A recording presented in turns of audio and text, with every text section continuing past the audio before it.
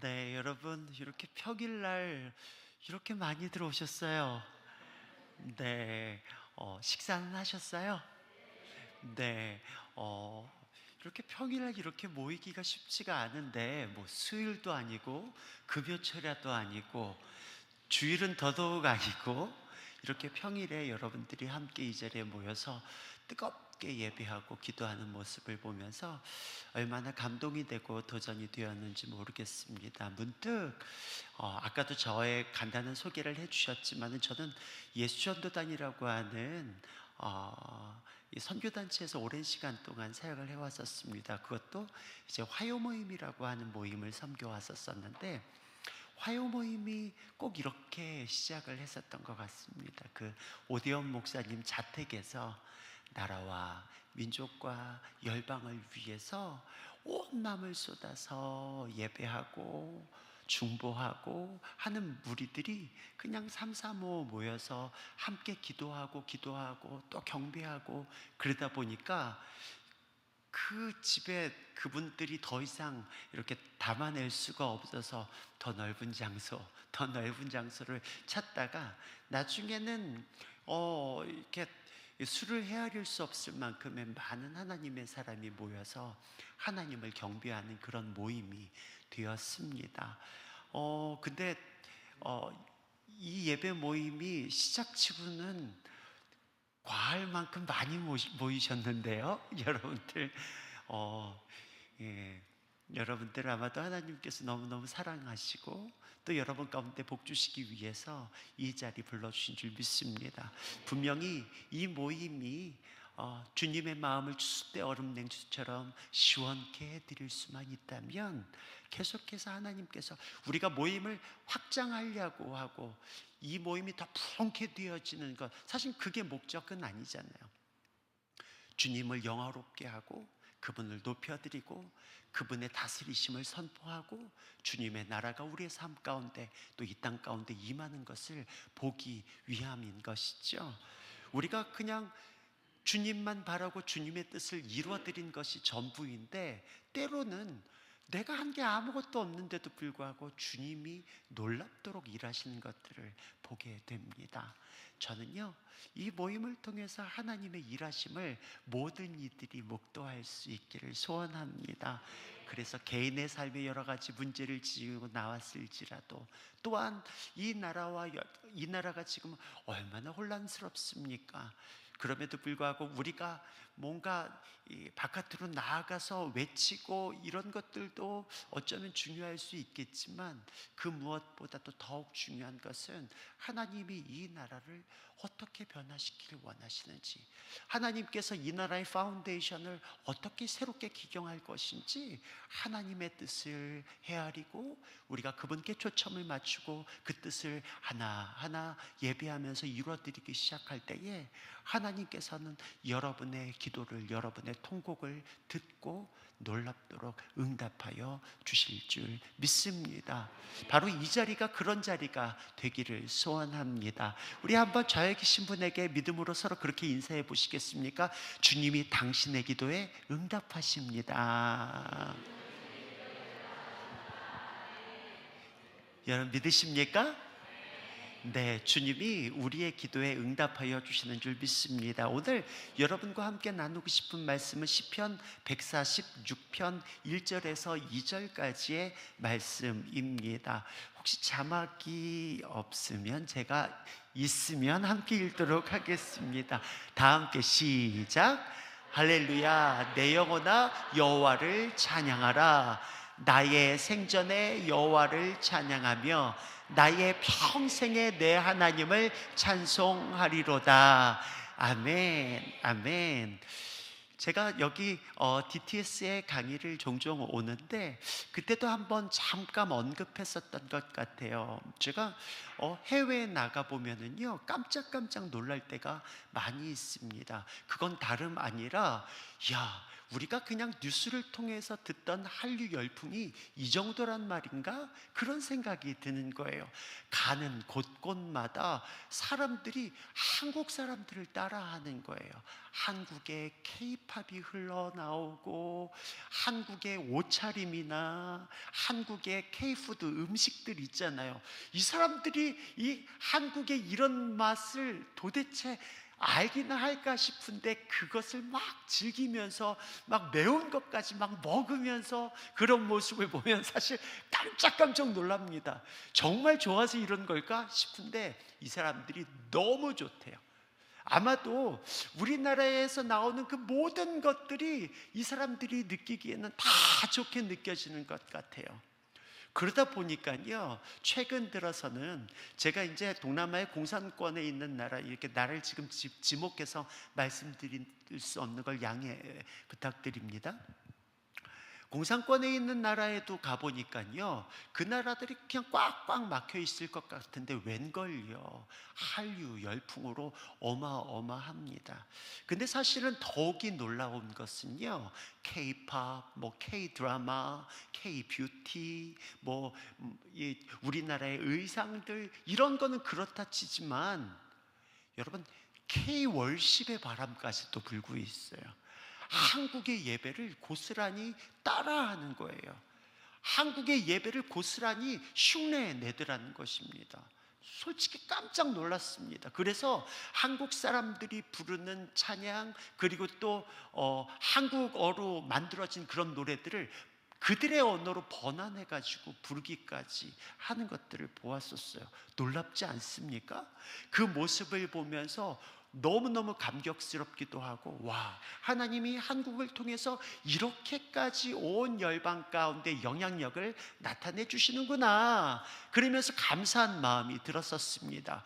그것과 더불어서 저에게 있어서는 큰 부담감이 느껴지기 시작했습니다.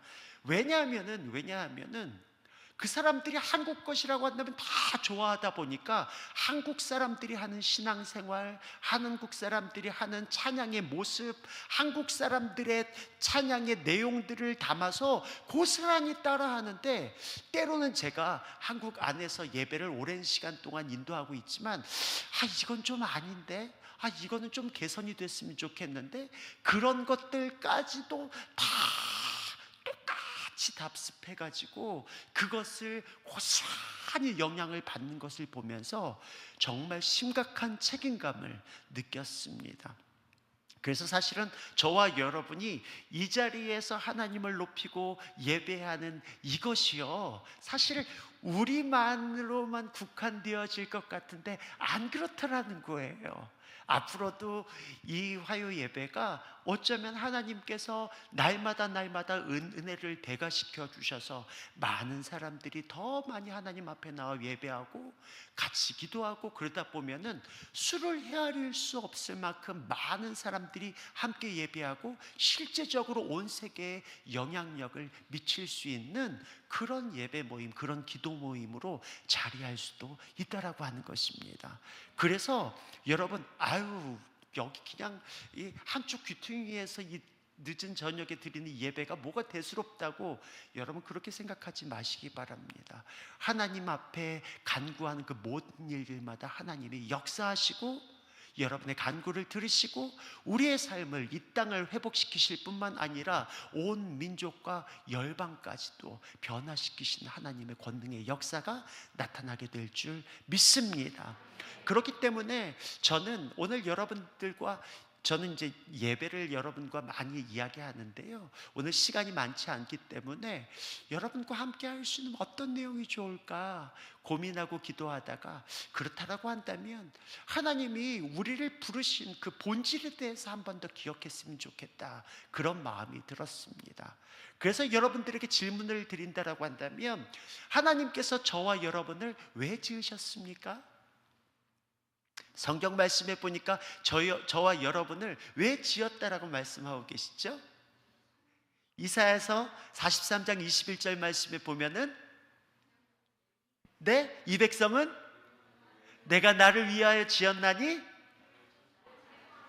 맞아요. 하나님 그분을 찬송하도록 저와 여러분을 지으셨다라고 하는 거예요. 하나님이 지으신 목적대로 사실은 오늘 이 밤에 저와 여러분이 함께 할 수 있어서 얼마나 감사드리는지 모르겠습니다. 근데 저는 이제 많은 사람들과 함께 예배하다 보니까 그런 의문들을 지닐 때가 많이 있더라고요. 아니, 나같이 존귀한 사람을, 나같이 특별한 사람을 하나님이 지으셨다라고 한다면 그 독특함대로 가장 좋은 길로, 좋은 방법들로 아주 최고의 가치로 나를 사용하셔야 되지 않습니까? 근데 고작 나를 지으신 목적이 하나님을 찬양하는 일이란 말입니까? 겨우 그 정도입니까? 아니, 차라리 그럴 바에는 오늘날 AI도 발달되고 로봇도 발달되어 있는데 그런 거 종일종일 시켜가지고 하나님을 높이고 하나님을 송축하고 하나님을 찬양하는 그 일에 매진하도록 만들고, 나 같은 거는 조금 더 특별한 일에 하나님이 사용하시면 안 되겠습니까? 이런 생각들을 할 수 있잖아요. 많은 사람들이 그런 오해들 가운데 살아가시는 분들도 계시더라는 것입니다. 근데 말 그대로 이것은 굉장히 큰 오해입니다. 하나님이 왜 나의 찬양을 받기를 원하시는지 그 속뜻을 몰라도 너무 모른다라고 하는 겁니다. 왠 줄 아십니까? 시편 22편 3절 말씀에 보니까 이스라엘의 찬송 중에 계시는 주여, 주는 거룩하시다라고 말씀하고 있어요. 주님이 어디 계신다고요? 이스라엘의 찬송 중에 계신대요. 다시 말해서 하나님의 거룩한 백성들의 찬송 중에 거하시겠다라고 약속을 하시더라는 거예요.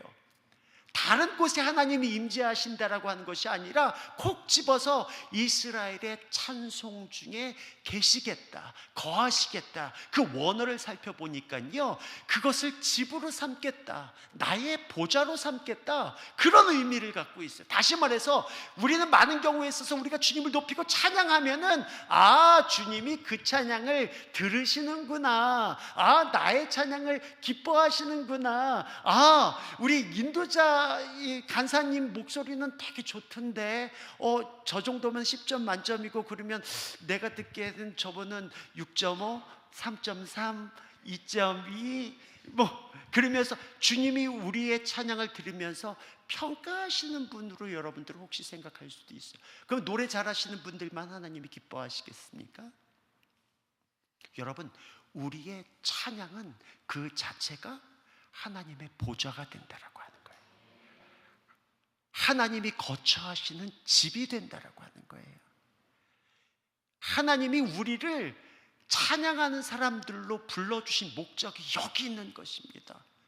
우리의 찬송 중에 주님이 거하여 주시길 원하시기 위해서, 주님이 우리 가운데 임마누엘 하기 원하셨기 때문에 저와 여러분이 주님을 찬양하도록 부르신 것입니다. 한번 여러분 눈을 감고 한번 생각해 보세요. 오늘 나의 찬송 가운데 주님이 와 계셨는지, 주님 내 가운데 충만하게 임재하셨는지 여러분 떠올려 보시기 바랍니다. 시편 84편 5절 말씀에 보니까요, 주의 집에 거하는 자가 복이 있대요. 근데 주의 집에 거하는 자가 왜 복이 있냐? 다름 아니라 하나님 그분을 높이고 찬송할 수 있기 때문에라고 하는 거예요.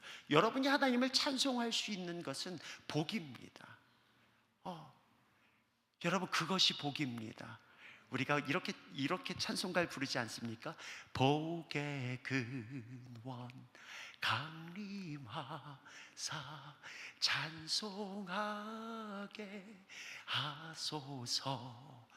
여러분이 주님을 높이고 찬양할 때에 다른 게 아니라 복의 근원 되시는 그분이 우리 가운데 임재하신다라고 하는 거예요. 그분이 와 계신다라고 한다면 그것으로 끝입니다. 그것으로 끝장나는 거예요. 충분한 것입니다. 주님이 우리와 매 순간 동행하기 위해서 하나님은 우리에게 찬양을 요구하고 계신다라고 하는 것이. 그렇다고 한다면 나의 모든 일상이 하나님 그분의 임재로 충만하길 원합니다. 그렇다고 한다면 저와 여러분의 삶에 진정한 찬양이 회복되어져야 한다라고 하는 것이에요. 여러분, 그렇다면 진정한 찬양이 무엇입니까? 오늘 우리가 부른 찬양이 뭐가 잘못됐습니까? 뭘 다시 고쳐야 합니까? 오늘은 여러분들에게 그 본질 한 가지를 말씀해 드리고 싶은 것입니다. 지금 시간이 좀 많이 지났는데 저희 첫째 딸 아이가 유치원 다닐 때 이야기예요. 제가 이제 사역으로 막 바쁘다 보니까 이제 늘 이렇게 아이를 데려오고 데려다주고 그럴 수는 없었는데, 그래도 시간만 나면 어떻게 해서든지 이 아이를 제가 찾아오려고 노력을 했었던 것 같아요. 어느 날 오후였었어요. 그래서 딱 시간을 보니까 와, 내가 막 달려가면은 아이를 유치원에서 찾을 수 있을 것 같아요.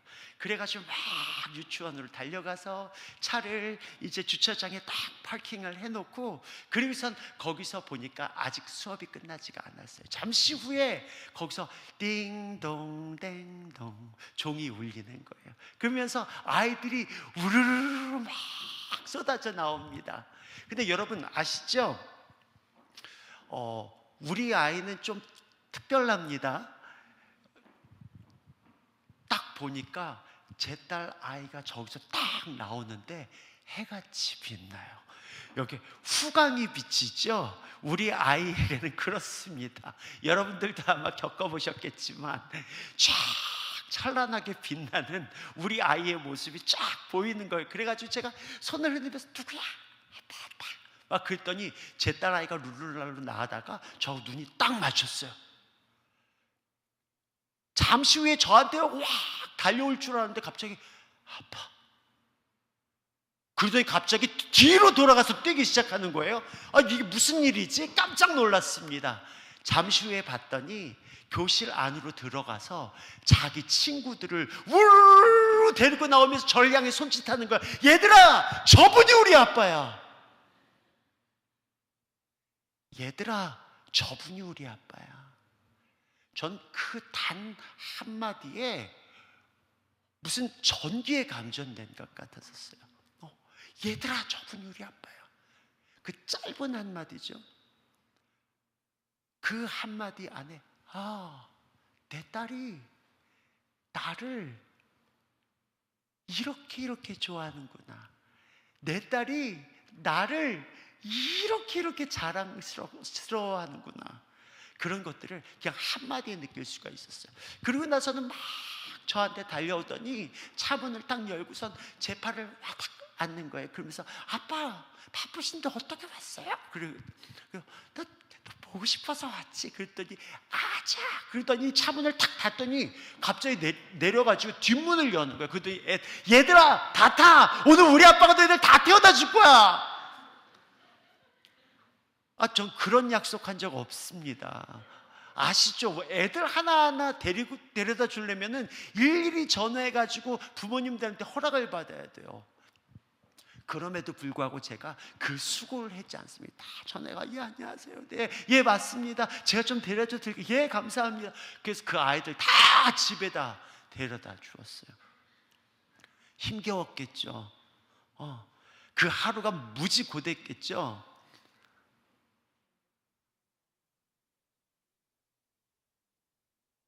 근데 제가 이 이야기가요 벌써 20년 전 이야기예요. 제 딸아이가 이제는 다 커서 직장 다니고 이제 올해는 결혼을 해요.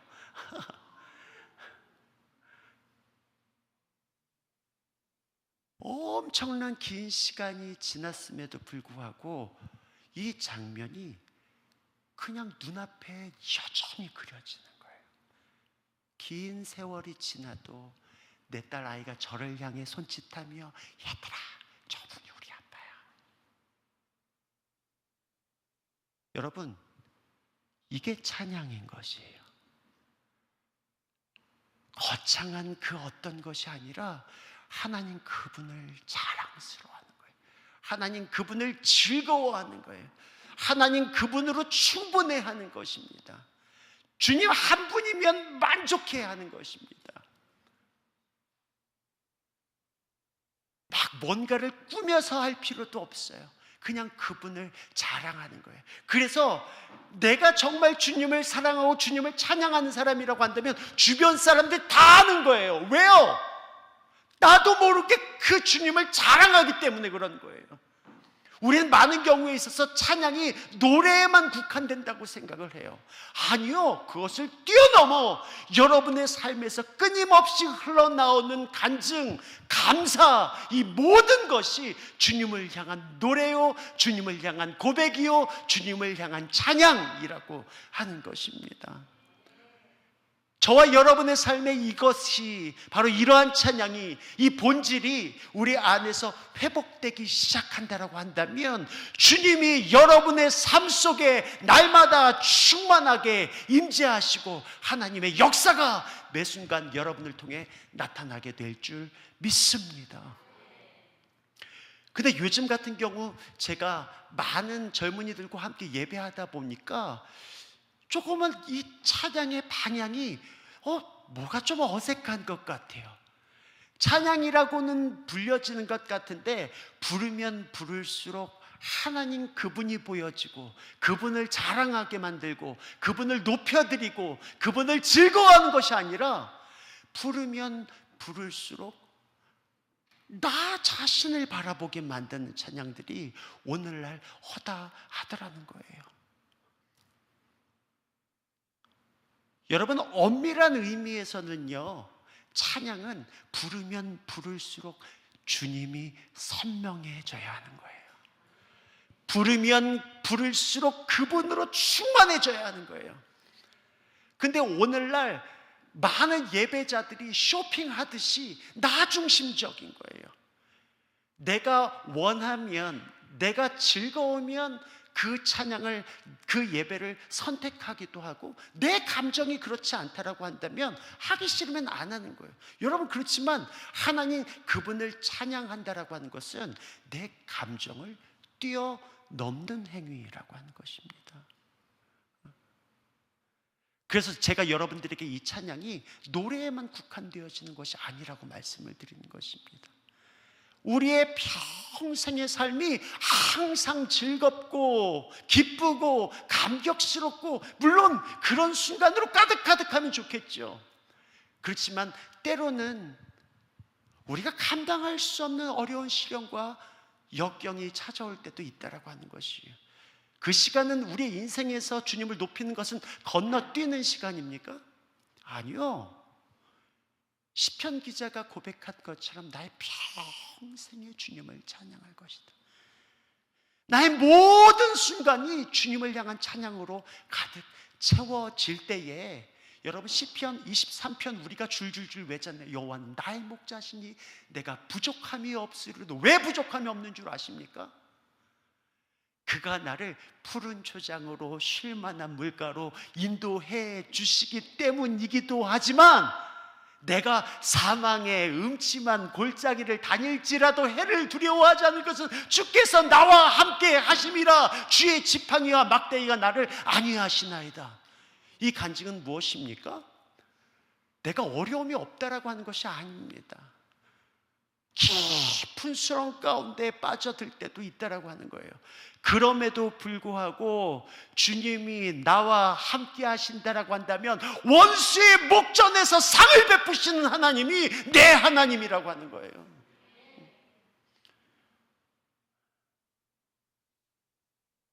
내 하나님이 바로 그러한 하나님이에요.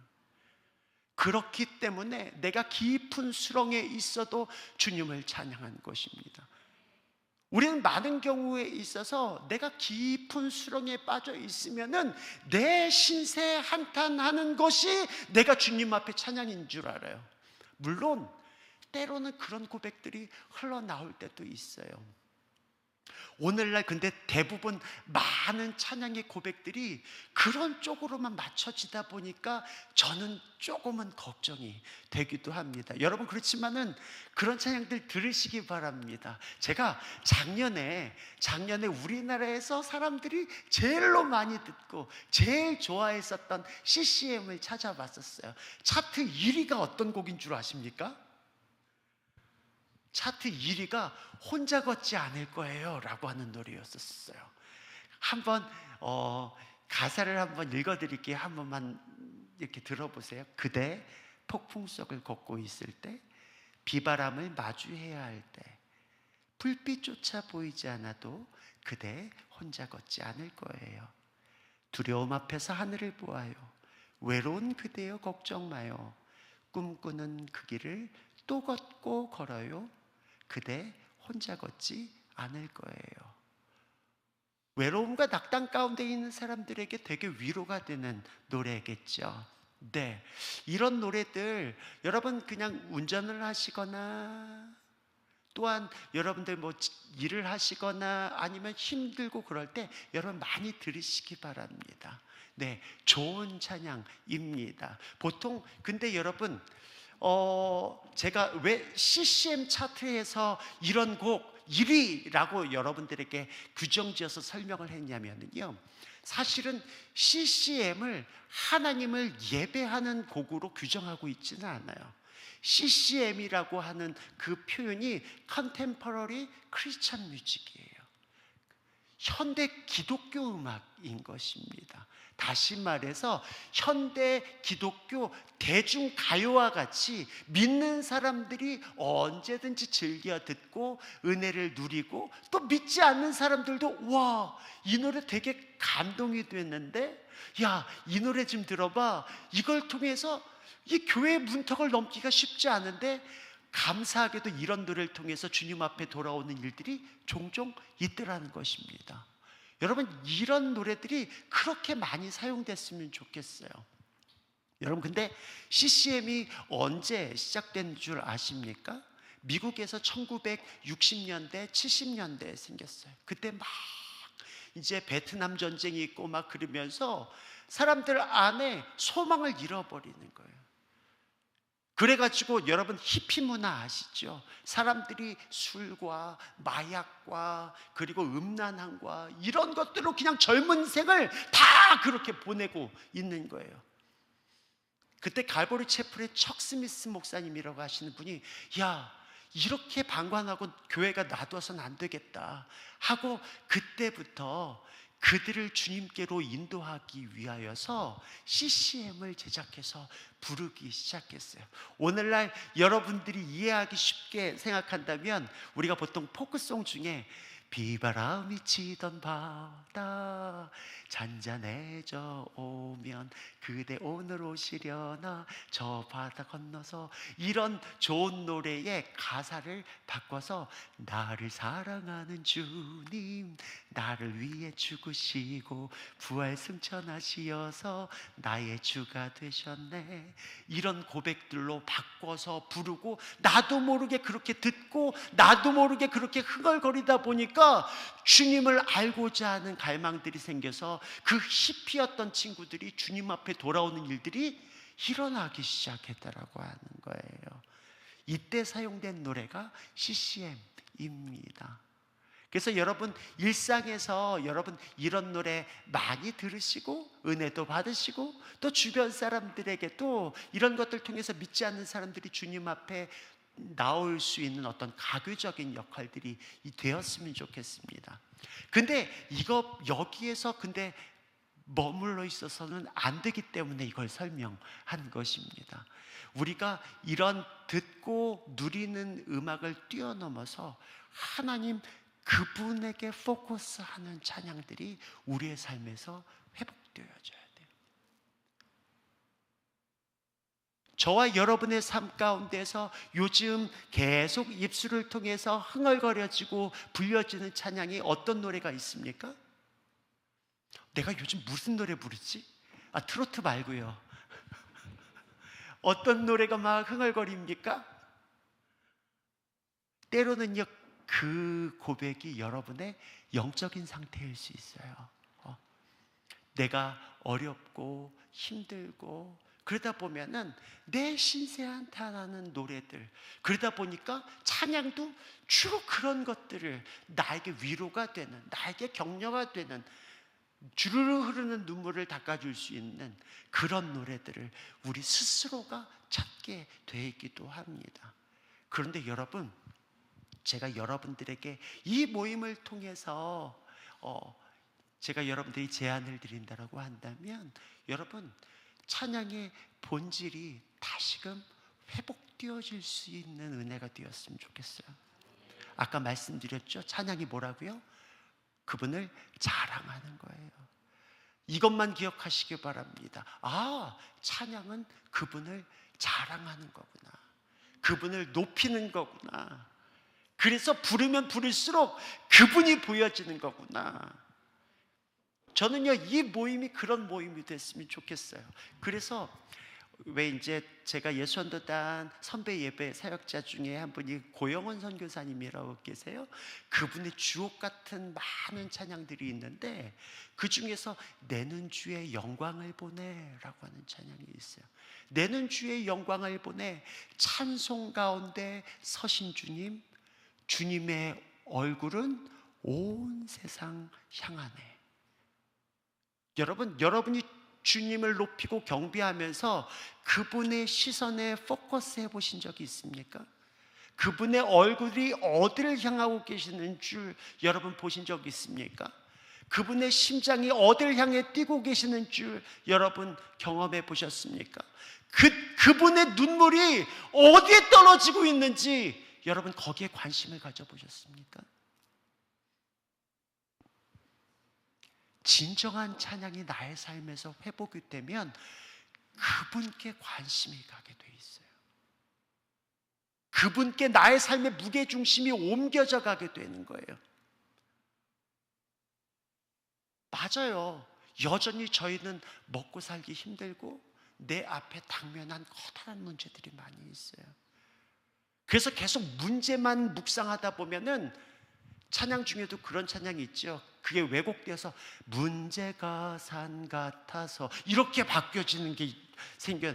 주님은 산 같은 게 아니라 문제를 자꾸 묵상하다 보면은 문제가 산 같아서.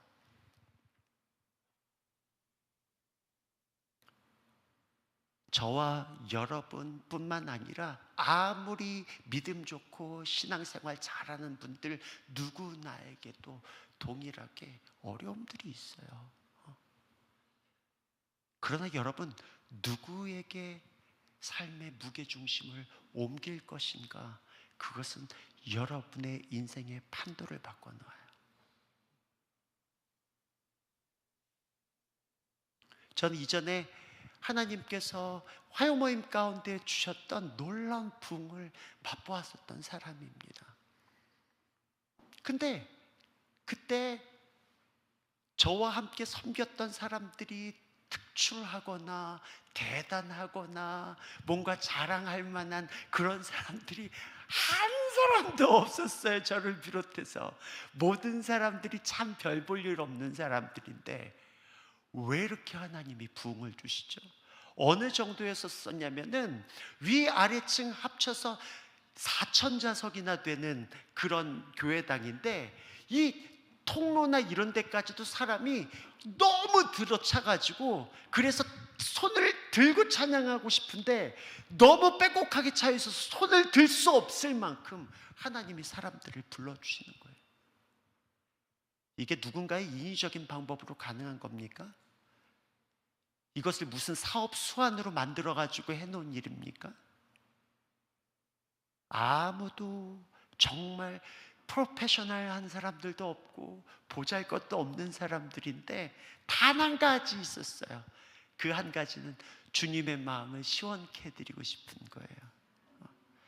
오직 한 가지, 주님의 마음을 시원케 해드리고 주님의 뜻을 이루어드리고 싶은 단 한 가지 마음을 가진 사람들이 함께 예배하고 함께 기도하고 주님의 시선에 우리의 삶의 결을 맞추기 시작하고 주님의 뜻을 깨달아 안다라고 한다면 그 뜻에 나의 삶을 부합시키는 그 일들만 했던 게 전부인데, 놀랍도록 하나님은 그 가운데 일하시는 것을 보게 되는 것이죠. 저와 여러분의 삶에 여전히 문제가 산적할 수 있어요.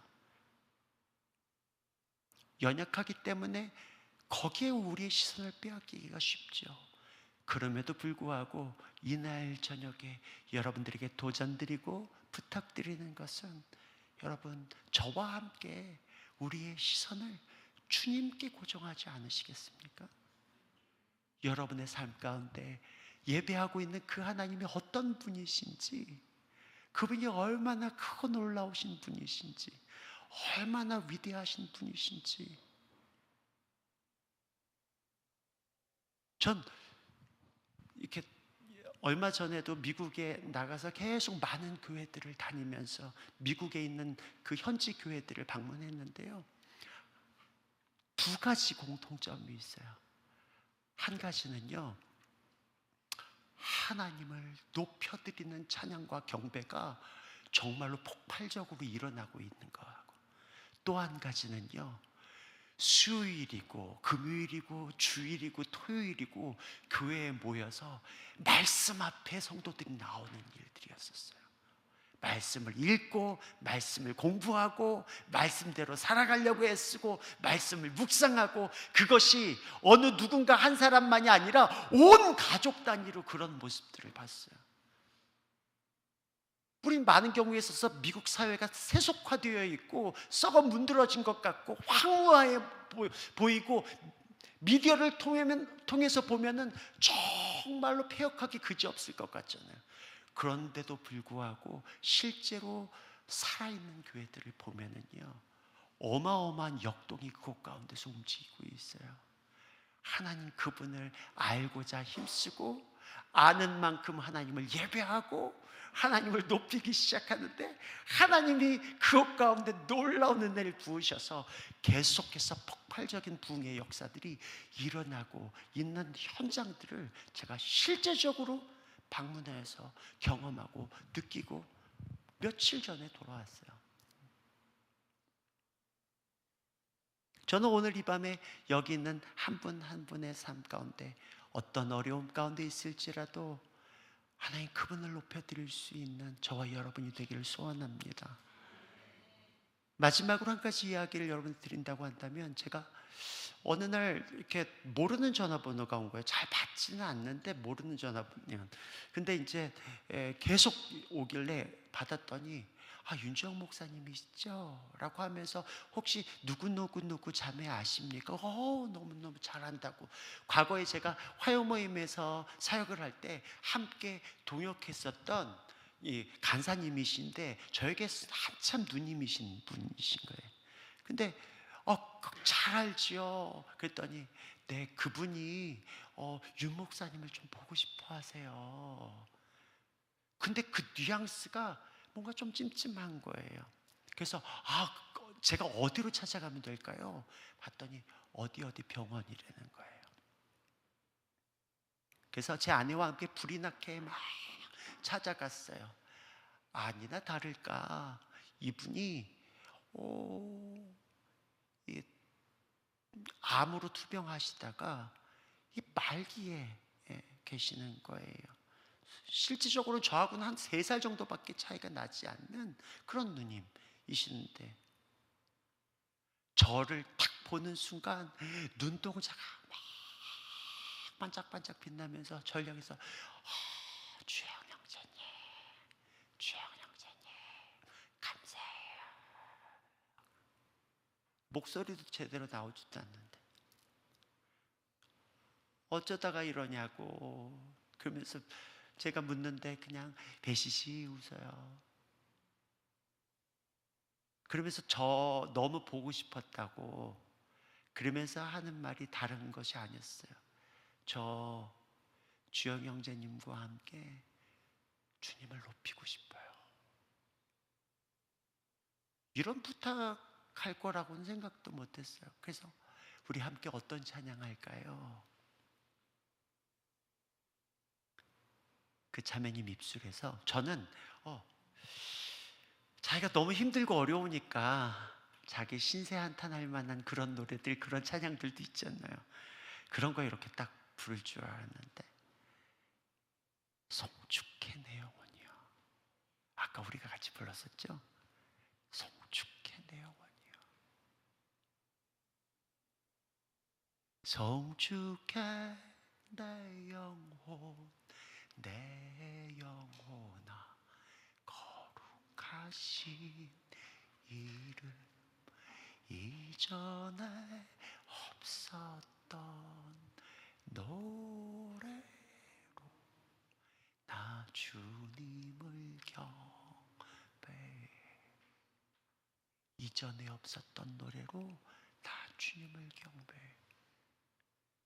눈이 열려서 주님의 보좌를 배웁고 있는 것 같았어요.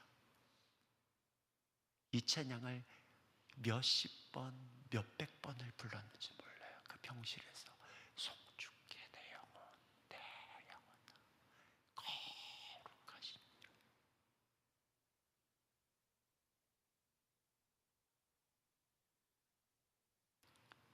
제가 느낄 수 있었던 것은 그분의 삶의 경배가 이 땅에서 주님의 나라까지 끊임없이 이어지는 것을 볼 수가 있었습니다. 이 땅에서 하나님을 경배하고 높였던 그 삶이 단절되지 않고 그분의 보좌 앞에 여전히 나아가서 지금도 그분을 즐거워하고 이 땅에서 다 하지 못했던 그 찬양, 이 땅의 언어로는 표현할 수 없었던 그 고백, 그것을 주님 앞에 드리고 있다고 믿습니다. 오늘 우리가 함께 찬양하면서 오늘 이 시간을 마무리했으면 좋겠는 마음입니다.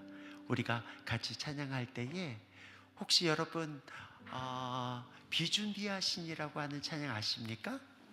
네? 그 찬양을 한번 다 같이 그 가사의 고백대로 주님을 높여드리고 하나님의 백성됨으로 그분을 칭송하고 찬송하는 그런 고백으로 나가도록 하시겠습니다.